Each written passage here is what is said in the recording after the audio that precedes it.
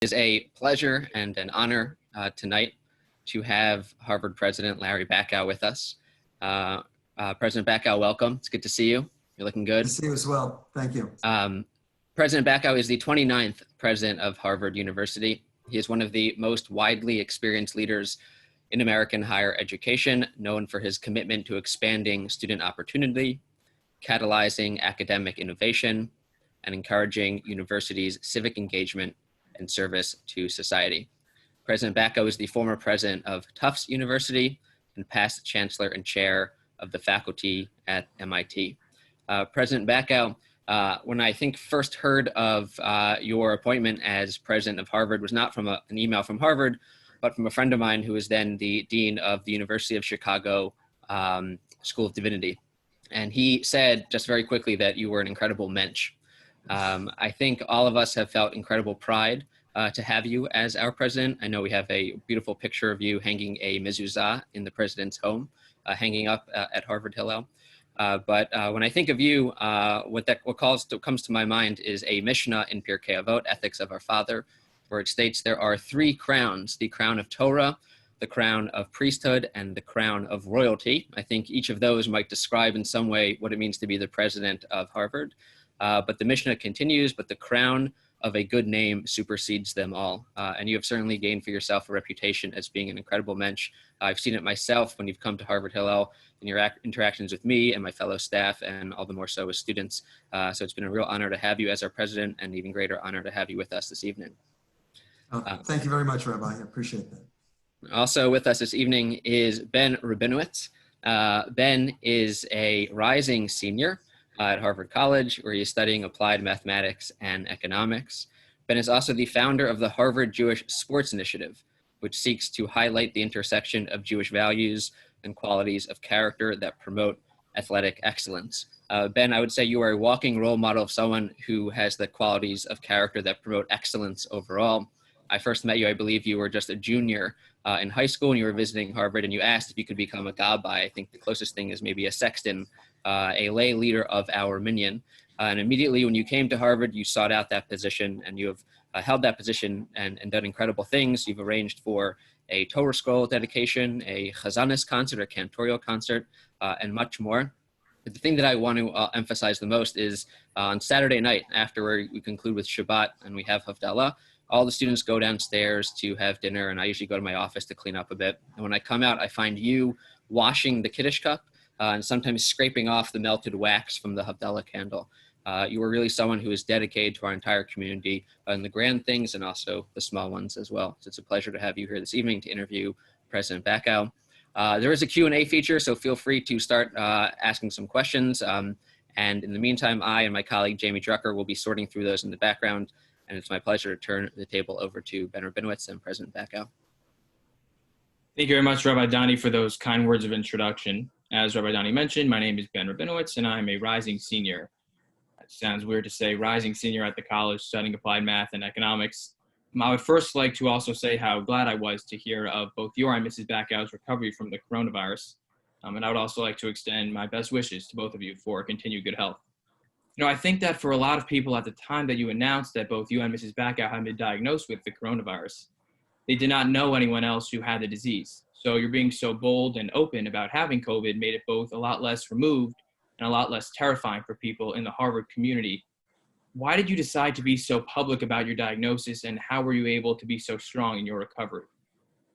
Well, first of all, Ben, thanks for the invitation to participate and for the opportunity to have a conversation. And thanks again to Rabbi Donnie for those kind words of introduction. You know, when you're president, there are no secrets. Neither Adele nor I knew what path this virus might take. And rather than find ourselves, you know, in the hospital and then people speculating about our health, we thought it best just to share with everybody.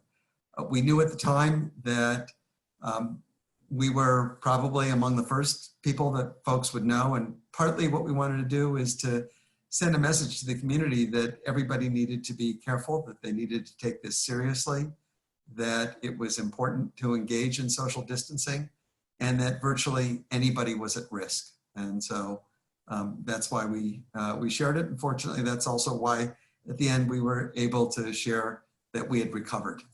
And so. Yeah, exactly. I think a lot goes into being able to recover from the virus. I was wondering, what role did faith play in your recovery? Well, we were the beneficiary of many prayers and good wishes. And those were all much appreciated by everyone. I also have to say that Adele and I never felt like our life was in danger while we were dealing with this. So, we didn't allow ourselves to go to a place where we were praying for our own recovery. It just, we were very, very fortunate in our case. This felt a lot like the flu. We avoided the kinds of respiratory problems that landed many, many people in the hospital and on life support or worse. So we consider ourselves fortunate and blessed to have emerged from this, healthy on the other side. That said, it wasn't fun. And I wouldn't wish it on anybody. Absolutely. I think we're all, so glad that you both have recovered and, didn't experience some serious case like, others have. Obviously, the upcoming fall semester is something that is on a lot of people's minds. As reported by the Crimson, you recently told the Faculty of Arts and Sciences that a return to normal by the beginning of this upcoming fall semester is unlikely.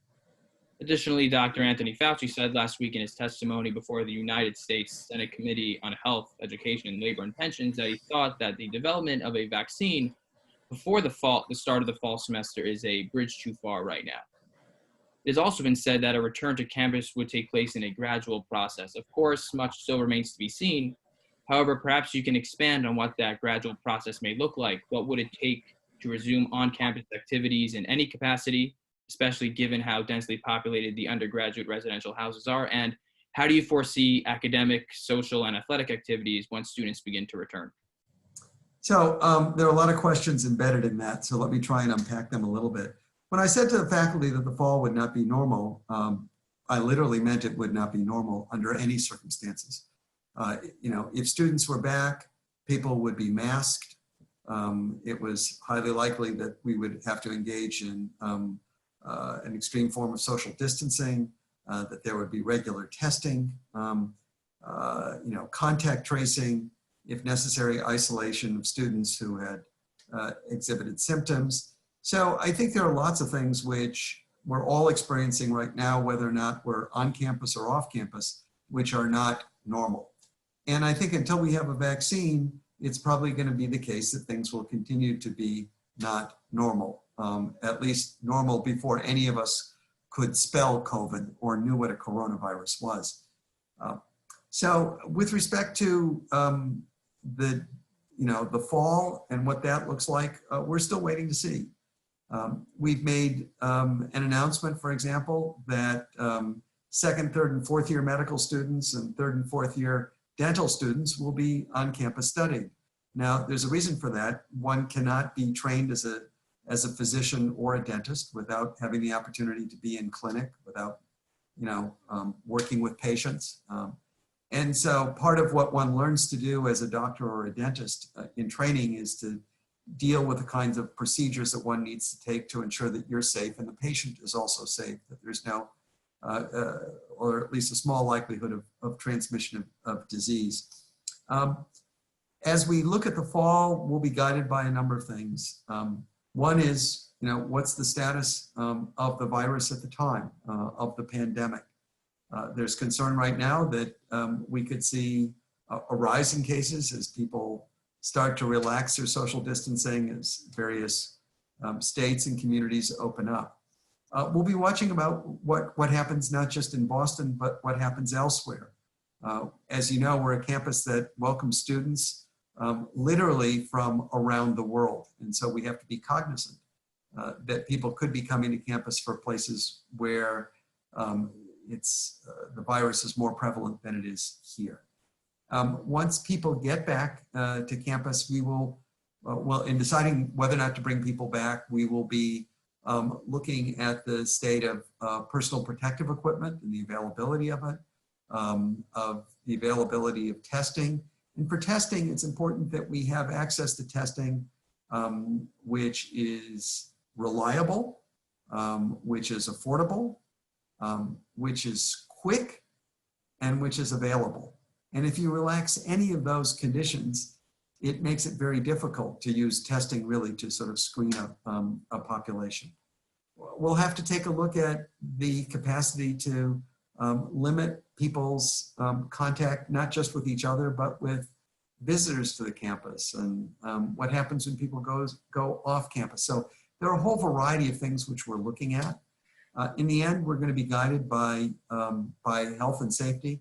And the issue is candidly less the health and safety of our students, because young people are, by and large, if they don't have a pre-existing condition, generally not much at risk for this disease, although the disease itself has the capacity to mutate, and we have to watch out for that as well. You know, as we've all read, we're reading about the vulnerability of children now to certain manifestations of this disease that were not clear several months ago. But others are very much at risk. Those who are older and those who have pre-existing conditions. And we need to be concerned about our faculty and staff, the people who routinely come in contact with our students. We also have to make sure that we have the capacity, once we bring people back, to actually teach them on campus. And here, depending upon the degree of social isolation or social distancing that's required, our supply of classrooms may be severely stressed. So there are, you know, I could go on. There are just a whole host of nested decisions that are quite complicated. The governor of Massachusetts announced today that we're going to be able to restart our laboratory functions quite shortly. And so that'll be the first thing that will come back.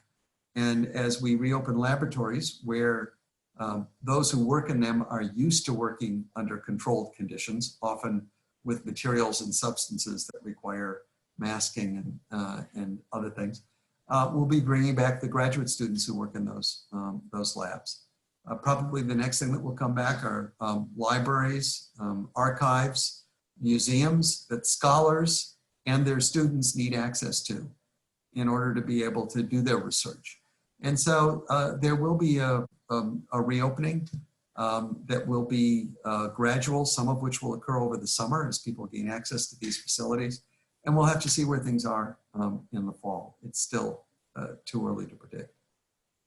Absolutely. You know, continuing in this vein of how coronavirus will impact universities, the economic damage that the pandemic has already and will continue to cause is immense.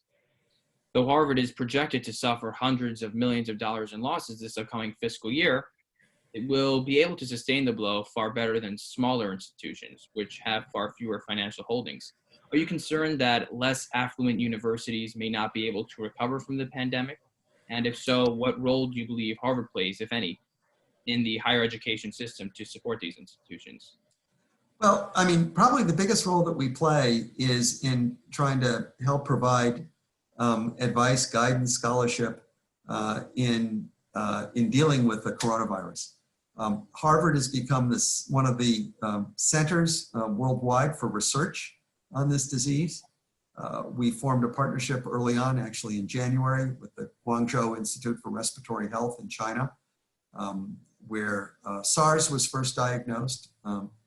And that's led to something which we call the Mass Consortium on Pathogen Readiness, which includes Harvard, MIT, Tufts, BU, University of Massachusetts, the Broad Institute, the Raygon Institute, all of our affiliated teaching hospitals, as well as the local biotech community.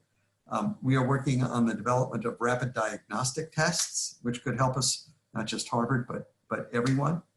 In higher education, we're working on treatments, and we're also working on vaccines. I'm proud of the fact that the two first vaccines that have gone into human trials have come out of Harvard-affiliated laboratories.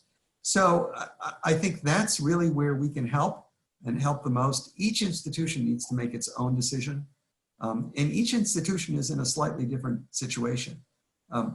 Urban institutions are very different than rural institutions. One of the things which we have to worry about, which other urban institutions have to be concerned about, is that many of our employees get here on public transit. And that's not the case, let's say, at Cornell or Dartmouth, just in the Ivy League. Different institutions that have commuter students are in different positions. Those that have a high proportion of international students are in different positions to be able to reopen. Right now, the United States is not processing F1 visas, which international students need to gain entrance into this country.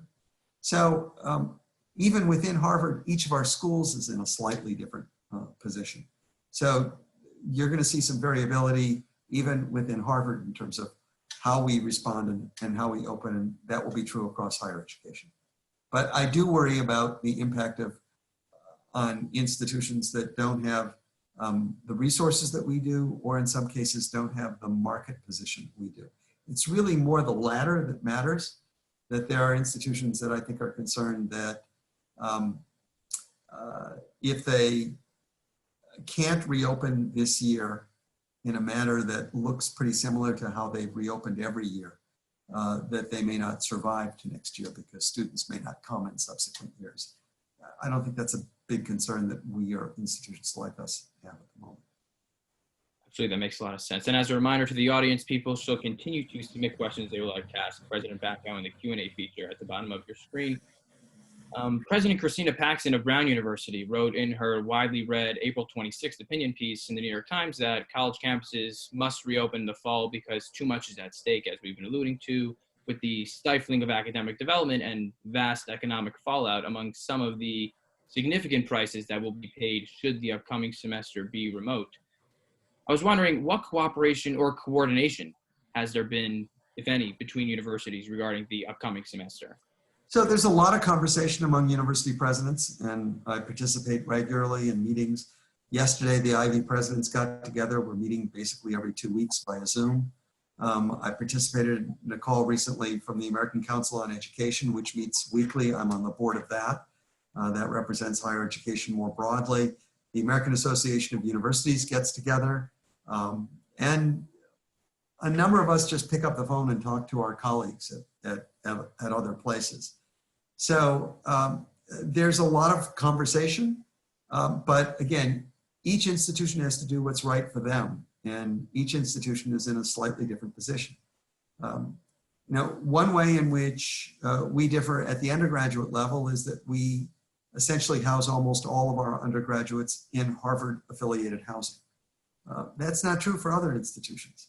So the availability of housing is a consideration. So we talk, we try to share knowledge, but each institution in the end is going to make their own decision. And I think actually if you read some of President Paxson's subsequent communications to Brown, notwithstanding her op-ed piece, Brown is still trying to figure out what it's going to do in the fall and has not made a commitment to bring all undergraduates back.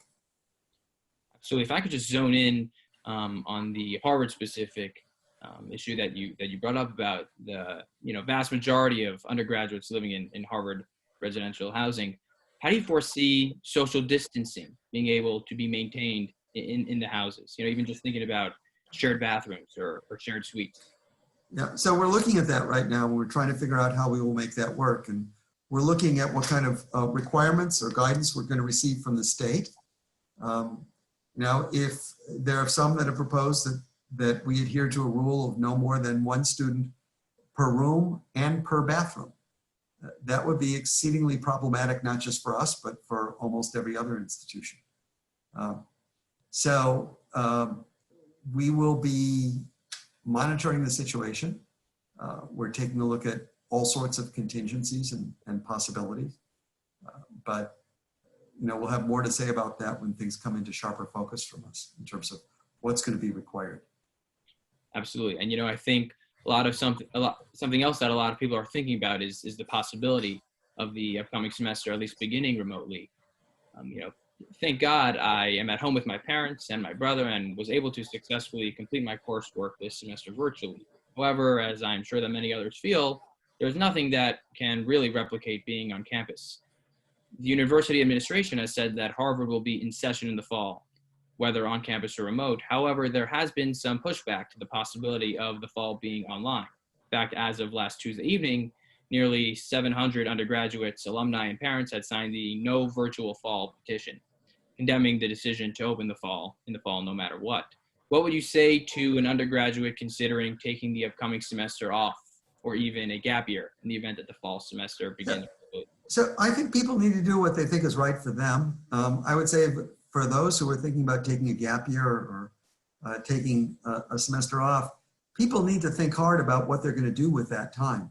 If it proves the case that that we cannot safely have students on this campus, now there probably aren't going to be a lot of good things for people to do in terms of internships or what they would typically do in a gap year.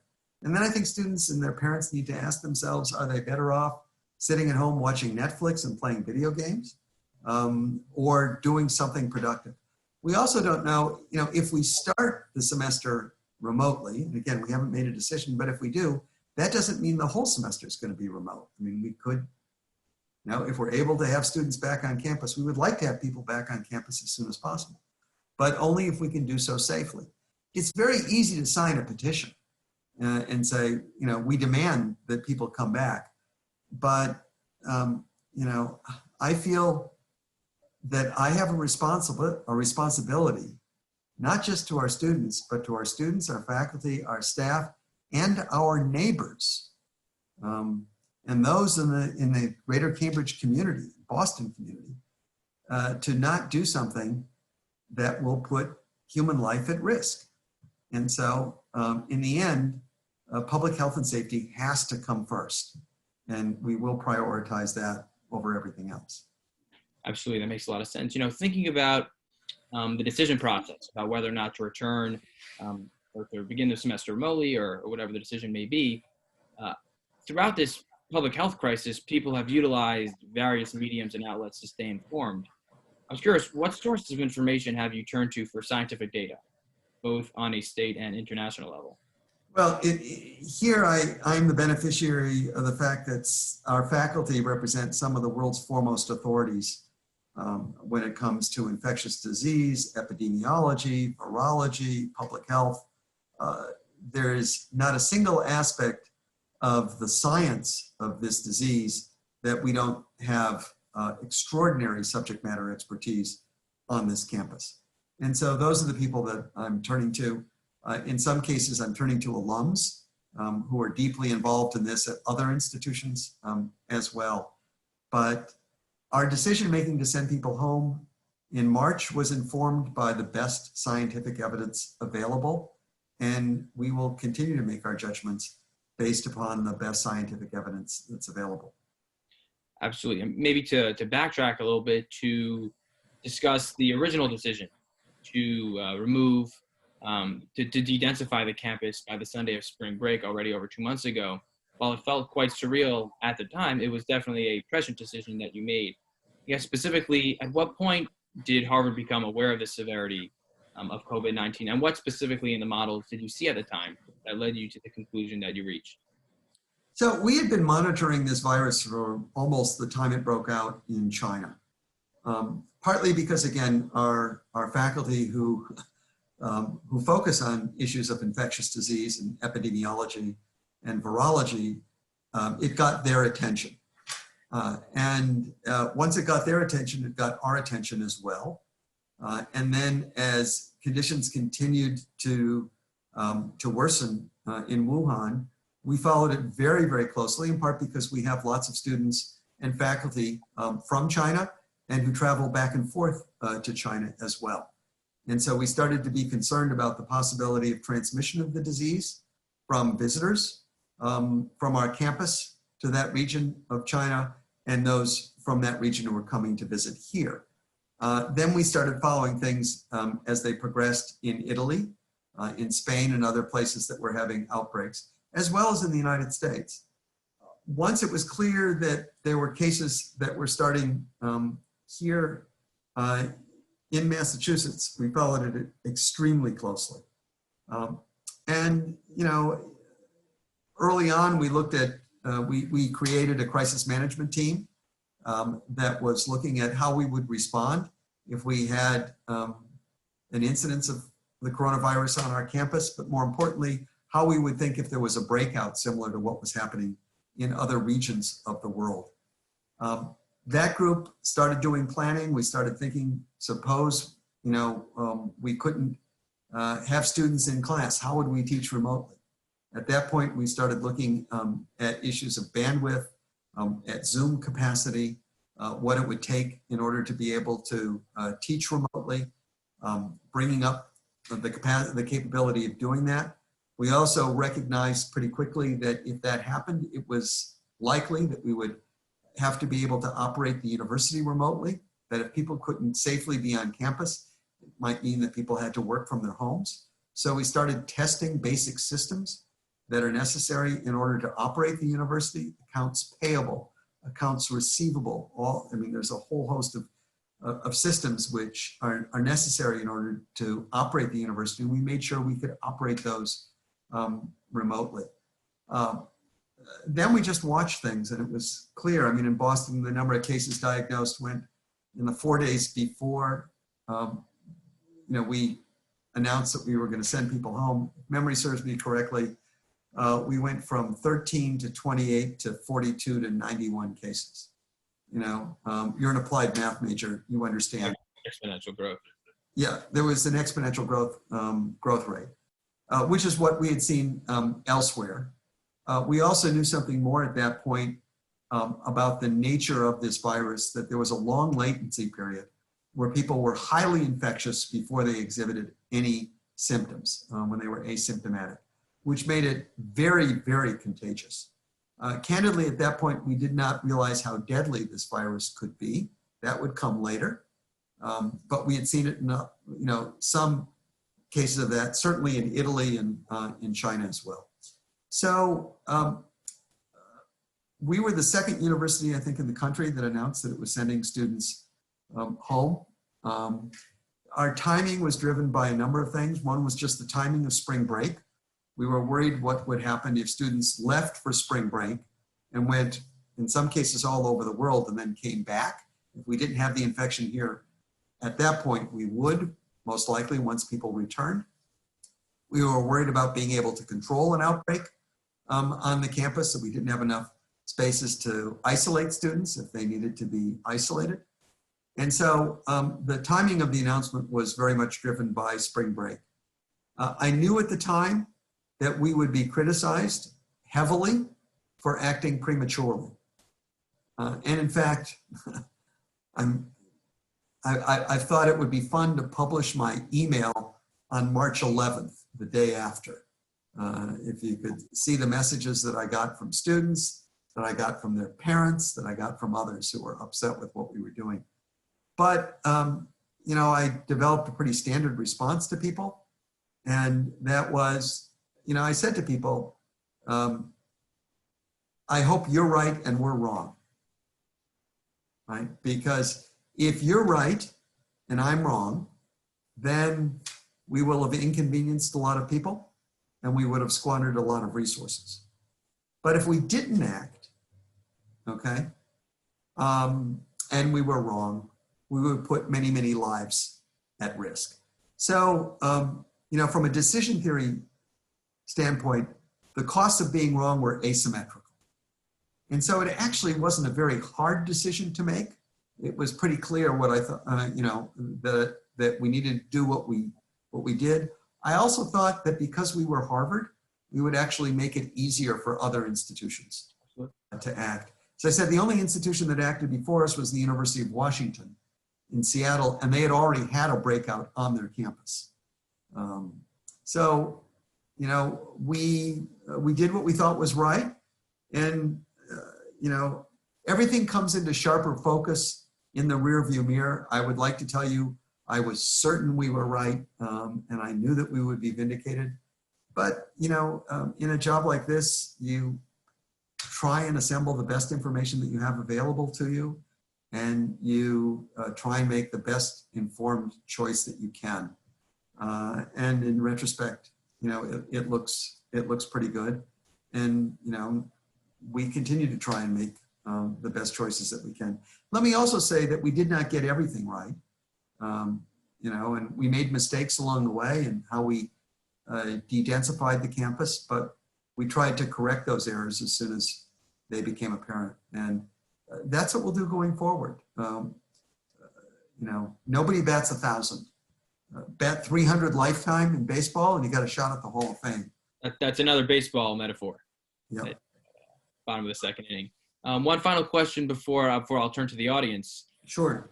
In 1947, at Harvard commencement, then Secretary of State George Marshall famously articulated what would later become known as the Marshall Plan.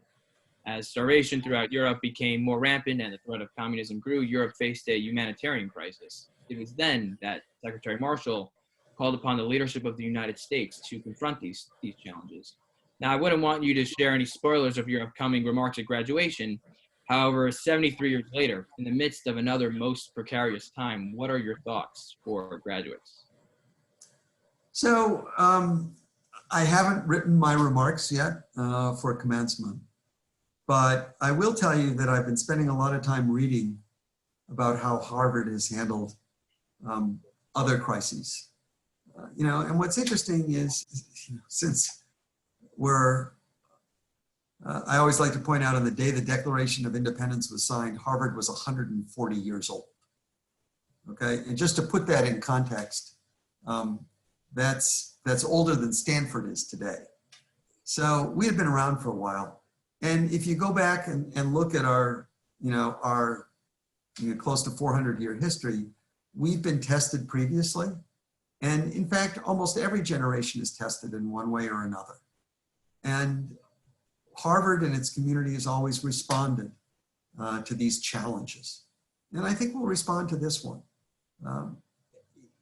It is, I think, up to us, both individually and collectively, to figure out what we are going to do to repair this broken world, right? That is, tikkun olam is an imperative which all of us, I think, understand. And each of us has to make individual decisions and collective decisions. I've been really, really proud of how the community has generally responded to this challenge so far. And I don't just mean our faculty and their graduate students and others who are doing research on this problem, but how people have put, others before self, how they've reached out to try and help others in need, how people help students move out of their dorms when the time came, how they helped them get home, how when students got home and they didn't have a good place, where they had good internet access, others helped them find it. So, I'd like to think that situations like this bring out the best in people, and we've seen an awful lot of good from a lot of folks, and I would hope that that would continue, and that people would find something to take from their experience at Harvard and go forth and do something good with it to make this world a fair, a more just, a more interesting place. Absolutely, that's a very uplifting message. Rabbi Donnie, I think we can turn to the audience now. Yeah, thank you so much. We're going to begin with Alyssa Klee. Alyssa's a rising junior. Alyssa, can I ask you to unmute yourself and show us your video, and you can ask your question to President Bacow. Yeah, hi. Thank you so much for taking my question. You can hear me, right? Yep. Okay, perfect. So one question that I had, and I think a lot of the undergraduate population was also thinking about, was in terms of grading. Obviously, we had this semester the emergency sat unsat.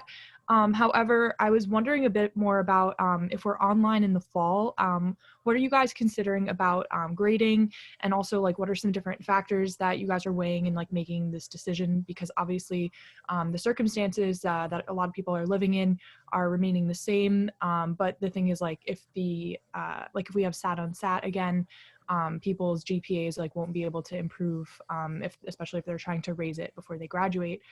So I guess people were wondering a bit about what that decision-making process is going to look like. Well, first, Alyssa, thank you very much for your question. Decisions about grading actually get made by each individual faculty. So that's a decision that was made by the Faculty of Arts and Sciences for grading of undergraduates. It was not made university-wide.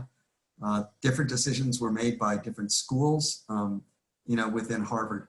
And so I'm not trying to dodge your question. It's literally, I can't answer it because if it's the case that we're online in the fall, that decision will be made once again by the Faculty of Arts and Sciences.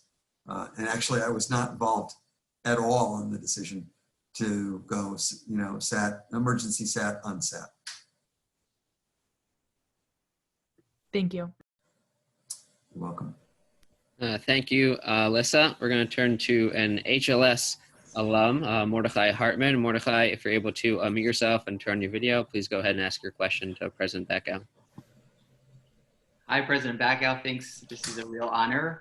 I also want to say thank you to Rabbi Dani for these Zoom events. They're incredible. I was wondering which one of Harvard's schools is best primed to do well remotely. And a more pressing question, President Bacow, I noticed that your haircut looks great. I'm wondering who gave you that haircut? So I've had 2 haircuts, both by Adele, my wife, and she went online and she watched 3 YouTube videos before she cut my hair. So I credit it all to Adele. Asking me which school is best prepared is sort of like asking a parent which one of their children do they love the most. Each of our schools is working very, very hard to prepare for this. Each faces very, very different challenges. I talked a little bit previously about the dental school and the medical school. But Mordechai, as you know, one of the issues which the law school is dealing with right now are requirements for students to take the bar, which differ from state to state, and whether or not various states are going to accept online education as part of their bar requirements. So the law school has its own issues. The Kennedy School, 50% of the students from the Kennedy School come from abroad. And if we're not processing F1 visas, they're not going to be able to gain access. So the Kennedy School has to think about things differently. So every school has its own individual situation. And I think each is working very hard and I think quite productively to address it. Thank you, Mordechai. Great to see you. We're now going to turn to rising senior Davey Schoenberg. From the looks of things, I'm guessing Davey is at Logan Airport. Davey, go ahead. I'm grateful for the number of opportunities we've had to hear from you collectively, including today and the interfaith event yesterday. I know that Harvard's president has a very large amount to do, but I was wondering what your thoughts are on the importance of you, as Harvard's president, meeting with undergraduate students individually, whether to just get to know them or to make yourself available if there are those for whom the normal Harvard processes have been insufficient and they are looking for your support. Well, thanks for the question, Davey. I actually take a group of first-year students as advisees each year. I did it last year, I did it this year. So I meet with my first-year advisees, and I've been in touch with them while they've been away from campus over these last couple of months. I also have office hours.